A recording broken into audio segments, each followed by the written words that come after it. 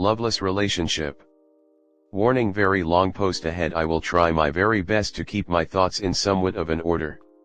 So, I have been in a relationship with my fiancée for around 7 years. We have 2 kids.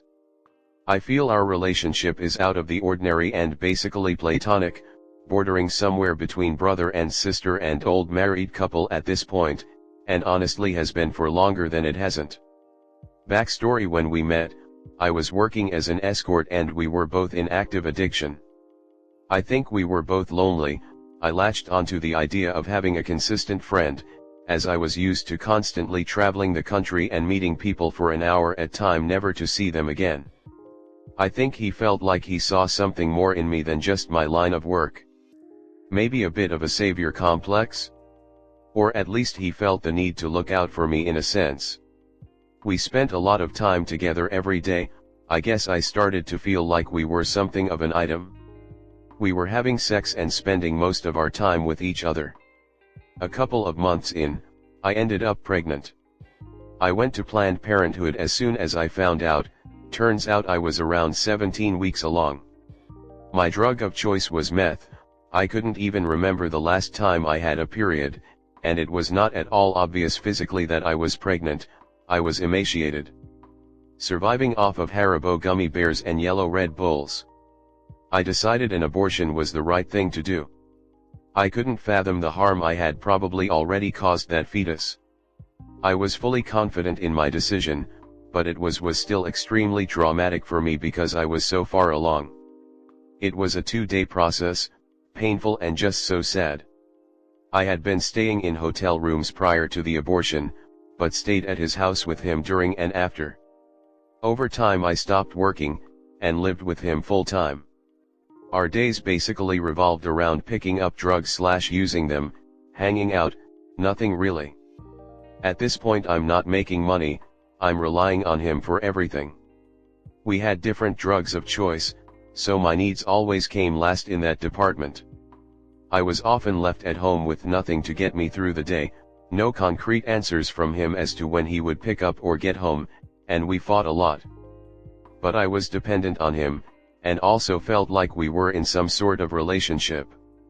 I found things on his computer and phone several times that to me felt like cheating, but he always made sure to reassure me that he was not my boyfriend and therefore was doing nothing wrong. I wanted to leave many times, but didn't really have anywhere to go, and of course he wanted me to stay. Anyways, about a year after the abortion, I found out I was pregnant again. This time I caught it much earlier, around 4 to 5 weeks. I knew in my heart I could not handle another abortion. We argued about this a lot. He really wanted me to terminate, for the same reasons as the first time. I went to Planned Parenthood an absolute wreck. I looked like a crazy person. They knew I didn't want to get an abortion. They had me talk to the doctor a lot. She assured me that if I were to stop using immediately, the baby would be completely fine. At that point my mind was made up. I had no plan, but I didn't care.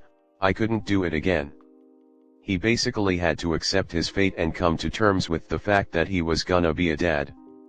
We were extremely toxic while using, but we've always both been pretty decent, kind, honest people, so being a deadbeat dad was never an option for him. I stopped using meth that same day. I slept for the better part of a week, and ate more food than I had in probably a year. He continued using, not in secret but not around me or in the house. A couple of months later he goes to rehab for 3 months or so, getting out about a month before I was due. By some miracle we have been clean ever since. Things were going well for a while, playing house, living mostly normal vanilla lives. We did argue a lot as first-time parents, but I've heard that's normal. We're also basically getting to know each other outside of drugs, and of course changing as individuals now sober. At this point in time I begin feeling very drab about us. While I do feel incredibly lucky that the man I had a baby with is a stand-up guy, I also realize our relationship is lacking so much. It doesn't really feel like we love each other, but anytime I mention how much we're missing in this relationship, he makes it seem like it's just me who does not like him. He tells me he loves me, he provides for us, and is always talking about the future. So I'm going along with things, accepting our affection less, unromantic, but also mostly unproblematic, easygoing relationship. We get pregnant with our second after the one night I didn't check my app before having sex. He proposes a couple months into my pregnancy and I say yes because it feels like that's what I'm supposed to do. We've been engaged for almost 4 years with no plans to get married lol. We live an amazing life by all standards, nice house in Southern California, 2 cars, full fridge, extremely supportive family on both sides, money is not an issue. Our kids are the lights of our lives. But I am desperate to be in love, to feel desired, I crave emotional intimacy. I feel like I am not attracted to him emotionally, he's constantly joking around in an effort to keep the mood light, it's annoying and unfunny. We disagree on so many things as far as parenting styles, politics, and more. I can't imagine he thinks I'm the greatest thing on earth either, despite what he says. He must recognize the lack of connection as well, right? He works extremely hard, I am a stay-at-home mom. There is no point in getting a job, my pay would barely cover the cost of childcare. My family lives 2 states away and I would never take the kids away from him, he's a fantastic father. I feel so stuck in this basically loveless relationship. I hear so many stories of women who spend years and years unhappy and unfulfilled for the sake of their kids, and that's not what I want, but I don't think I have a choice. I have an amazing relationship with his mom and sisters, they really are my only friends, and I am so incredibly grateful for them. But they don't see things the way that I do, and I know I'd look like the bad guy if I ever expressed these thoughts to them. I don't know exactly what I'm hoping to get from writing this post, perhaps I just needed somewhere to put this all down. I'm open to hearing any and all thoughts. If you've made it this far, I thank you for reading about my sad relationship. Now for ComNet. Yup. And you are stuck because you can't just go off and get a spot and start your life. He's a good dad, I respect that. But there is no spark. That has lots to do with drug addiction too. Neither one know what ya wanted. It just happened. You need to sit him down and break this egg open. 'Cause if you don't, it could send you back to the dope. Does he make you feel unimportant compared to himself? Like his shit comes first and he makes the final call always? I'm so sorry for you. You must be feeling like you are in the twilight zone. Just stay clean, young lady. I'm fucking proud of you there. So many things could have sent you back out. Don't do it. Good on you. Reading your post made me see how much both of you have given to be good parents. I hope maybe you can get some therapy to see the good in yourself and him and why you are still together, and maybe just maybe fall in love with him. Good luck. Next story 2. My wife wants to adopt my son. We have been having some really serious fights, and I feel like I would be foolish to consider the idea. What can I do to protect my son the most? What are healthy boundaries for her as a stepmom? My wife and I have been together 6 years, and married for 3. We have been in each other's lives for almost the entirety of them. We went to prom together at high school. The relationship in the beginning didn't work out, and we split for some time but had kept in touch. We finally got back together, and then decided to marry. In the beginning, I had full custody of my son, 11M, and his bio mom wasn't around at all.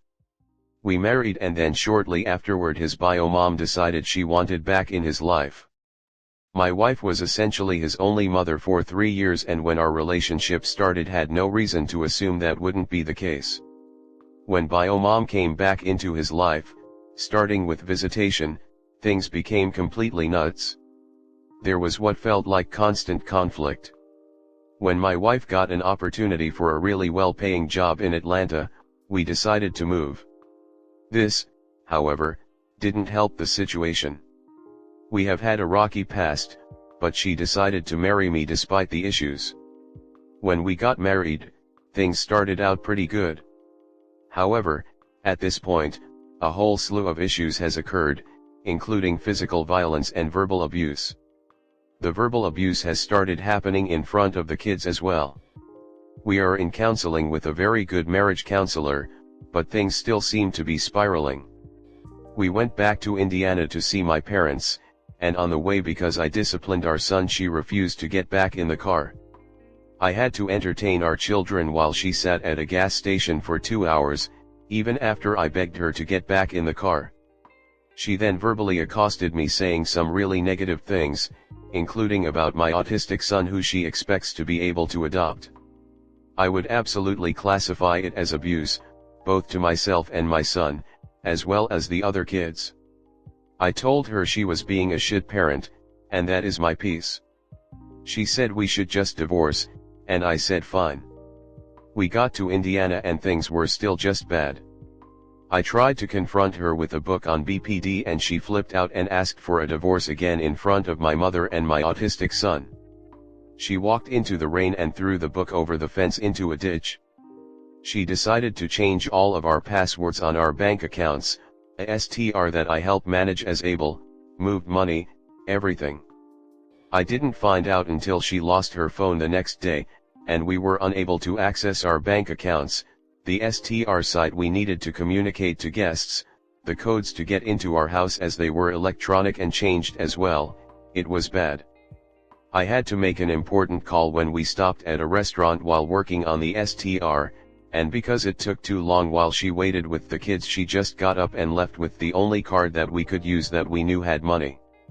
I worried if she was going to come back so I could pay. The next day, she decided she wanted to take our youngest, 10 Mos F, to the doctor because of a running illness. I told her I would take her, and we got into an argument. She stormed out and I loaded her into the car. I told her she should take our son, 3M, to the doctor too as he was feeling ill as well. I went inside and prepared a bag for everyone with snacks and got our son ready. In the interim, she called the police and told them I was refusing to let her take our daughter to the hospital. She turned my phone off and hid it. She left with me having no way to contact her. When she came back, I got a hold of her phone in the car and was able to call the police to inform them of false allegations. Shortly after this, she told my mother that we are not supported and that we are leaving that day, well before we planned. My mother said fine, and she expects her gone when she said we would. I immediately apologized and they forgave me. She did not. We stayed at a pretty bad hotel and had to transfer a bunch of stuff we had no room for to take care of the STR. The house is in her name, and because she mentioned divorce I said she should do it. I went to sleep and at 12:45 a.m. she woke me up and called me a liar because I told her I was kicked out too, when they had already forgiven me and I just wanted to protect her feelings. She said she wanted a divorce and she was going to take the kids and I would never see them again. She said there are already police reports on me. Similar situations like this have continued and it has only been about a month since the situations I am describing. She yells when I spend time with my mother and said I can't borrow a car from them and can't stay at their house when I went back home for an important court date with my ex. She said she wasn't supported when I just went to visit my mom. Now, because of court with my ex, if things go my way and she loses parenting rights, she wants me to let her adopt our son that I had outside of our marriage.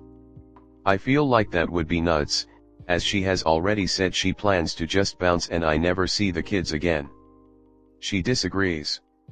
She says I expect too much of her as a stepmom, and I say that she married me knowing I was all he had, and he considers her his mother and would be crushed if she continues to diminish the relationship and say she won't be his real mother if she can't adopt him. Now for ComNet. Divorce. This woman is unhinged. You need to start documenting her behavior so you can more easily disprove any claims she may make. If the police were informed it was a false report, was she confronted for calling in a false emergency? I'd assume there'd be documentation of a flay's call out of spite. You need to move money as well and start considering your assets before this whole thing starts. Talk with a professional. She's not getting full custody. You need to speak with an attorney who specializes in family law. Family law is one of those that quite often offer free or reduced fee clinics because they truly want to help people. If things are as you described, definitely do not legally bind your other child to her. If you want to not hurt her feelings when you tell her absolutely no, you can tell her that the current trend for the best psychologically for the child is to allow the child to wait until 16 or 18 to decide if they want to. An 11-year-old is old enough, they should definitely have a major say in something like that because it affects them. But 11 years old is also young enough that they are easier to manipulate, so the 11-year-old should never be asked in front of stepmom. And your kid should feel safe that stepmom will never find out what they said, good or bad, so there won't be any pressure for them to try to please her by giving in. Children do not full grasp adult mentality and they will think that their choices can fix or destroy things. Never make them feel that pressure. You need a quality attorney ASAP. Thank you everyone for helping me wrap my head around this. I really feel insane often.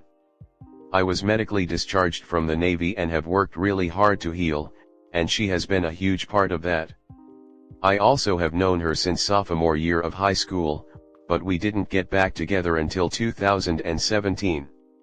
We have lived through some serious trauma when we watched our daughter die in 2019, she was 7 days old.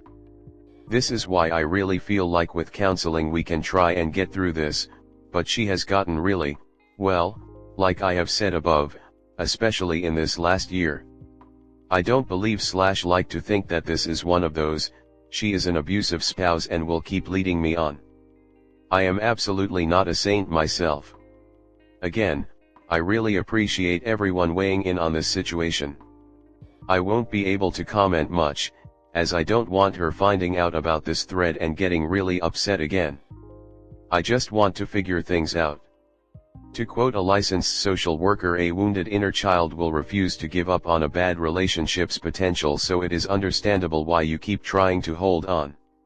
In the toxic family, we are told to be the better person, with someone who refuses to be a better person.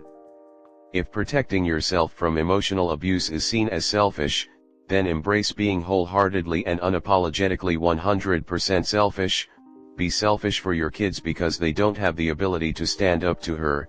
How bad it was won't hit home until you hear a safe person's reaction to your story. In the toxic family system, honesty is often weaponized. Let's stop giving ourselves away to the lowest bidder, but more importantly the damage she is doing psychologically to your kids will make healthy relationships harder for them for the rest of their lives. On YouTube you need to check out Patrick Tihanlix and Dr. Ramani. Dr. Ramani has lots of advice for how you can deal with things, and she gives advice for how to handle court proceedings with people like your wife. And I gave you Patrick Tihan's name because you need to understand the effects that this relationship is having on your children. Both of them, if you want to help them, you will pay attention to what Patrick says. A gaslit child will become an adult who doesn't trust their own compass. We don't attract abusive people. We grew up without anyone being concerned or aware of our safety. By not putting a stop to her abuse of your children, you are subconsciously showing them that their safety is not a priority.